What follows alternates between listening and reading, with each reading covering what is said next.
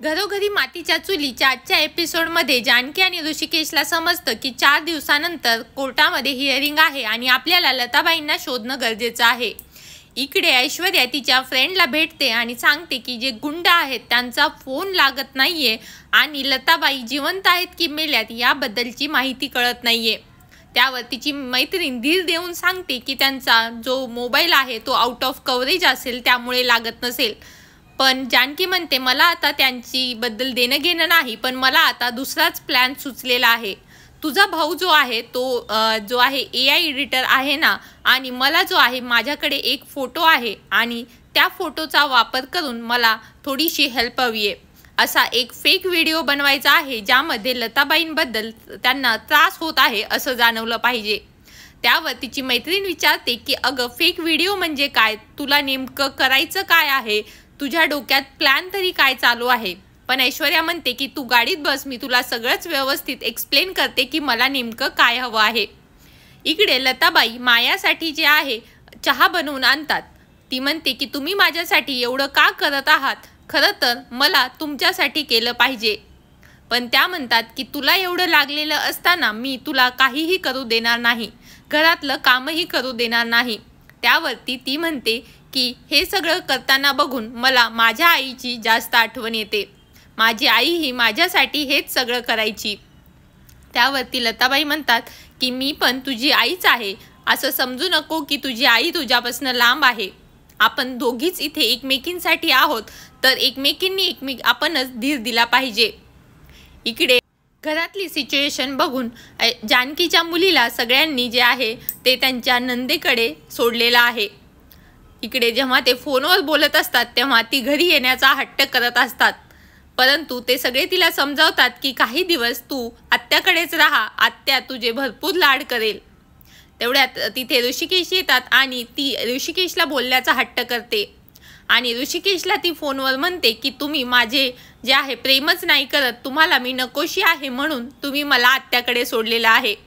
ऋषिकेश तिला प्रेमाने समजवतात की असं काही नाही, घरात काही दिवसांनी तुला लगेच आम्ही घरी घेऊन येणार आहोत, कारण तिला सांगू शकत नाहीत की घरात काय काय प्रॉब्लेम चालू आहेत लताबाईचा आणि ऐश्वर्याचा।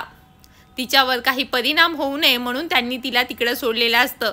आणि हे सगळं जेव्हा जानकी ऐकते तेव्हा तिला खूप वाईट वाटतं की आपल्यामुळे जे आहे आपल्या मुलीला लांब राहावं लागत आहे आणि तिच्या मनात वेगवेगळे विचार येत आहेत।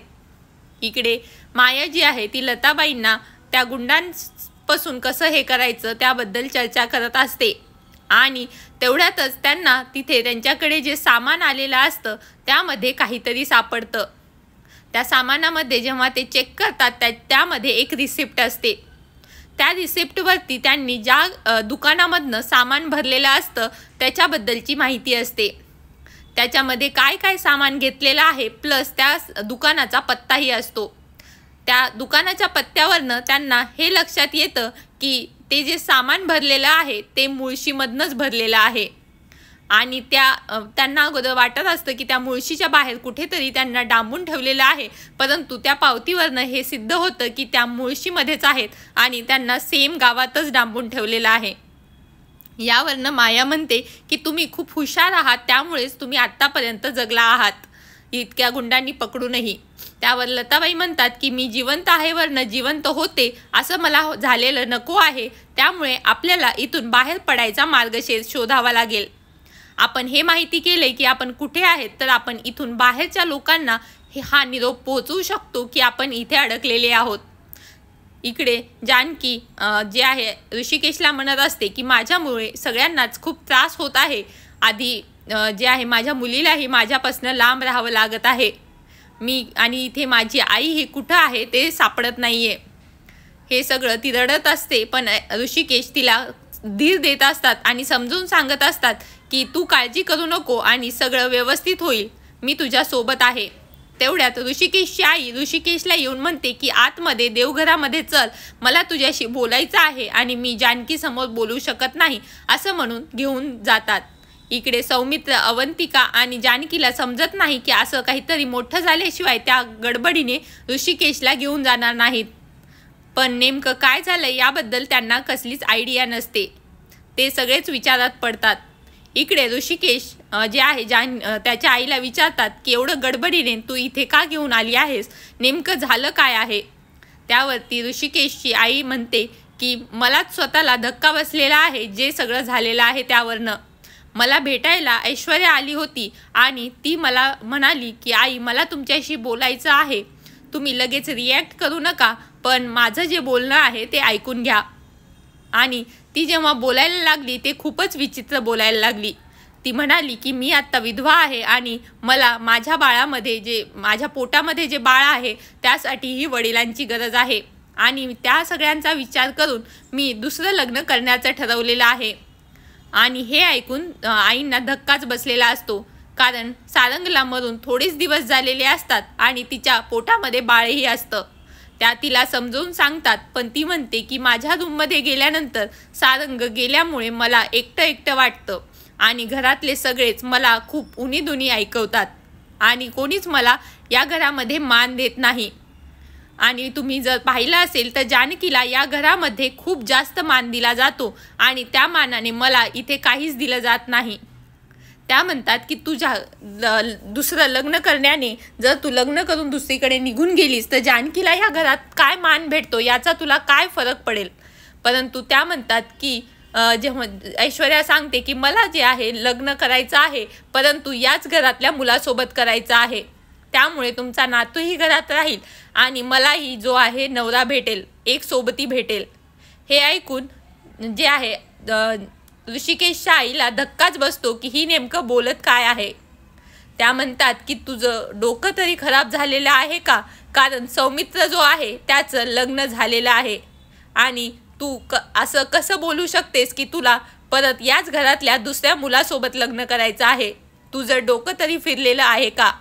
पण ती जी आहे ती आपल्या मतावर ठाम असते आणि हात जोडून जे आहे त्यांच्यासमोर विनवण्या करते की प्लीज माझं ऐकून घ्या आणि माझ्याबद्दल विचार करा, कारण माझ्या बाळालाही जेव्हा ते जन्माला येईल त्याच्यासमोर जर त्याचे वडील नसतील तर त्याला आयुष्यभर मला जसं हिणवलं जातं तसंच त्यालाही हिणवलं जाईल.